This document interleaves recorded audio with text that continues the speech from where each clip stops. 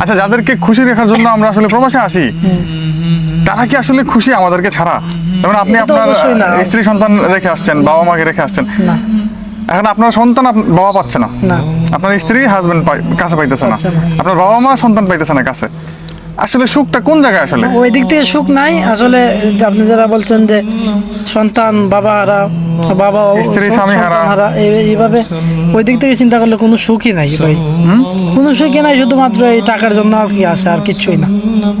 এই টাকার চাহিদাটা কমাই দিলে কি আমরা মনে করি সুখী হওয়া সম্ভব? অবশ্যই, মানে টাকার চাহিদা আমি আমার দেশে আমি যাই কামাই করতেছি, এটার উপরে যদি কোনো ফ্যামিলি বা ম্যানেজ করে চলা যায়, চলতে পারে, তাইলে প্রবাসে না আসাটা আমি তাহলে উত্তম। সন্তান বাবা পাবে, পাবে স্ত্রী তার স্বামীকে পাবে, বাবা মা তার সন্তানকে কাছে পাবে, তাই না? অবশ্যই।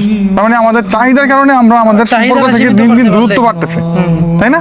চাহিদার আচ্ছা, কারণে। প্রবাসীরা কি এমন হয়েছে 2 বছর বিদেশ করার পরে দেশে গিয়ে আর আসতে হয় নাই? এমন কি হয়েছে? খুবই কম, খুবই কম না? খুবই কম। তাহলে দেখা গেছে এমন তো- লোক আছে 10 বছর ধরে দেশেই যায় না, দেশেই অথচ যায় না। তার স্ত্রী আছে, সন্তান আছে। তার মানে তাহলে সুখটা কোন জায়গায় তাহলে আসলে? মানে কোনো সুখই নাই ভাই আসলে।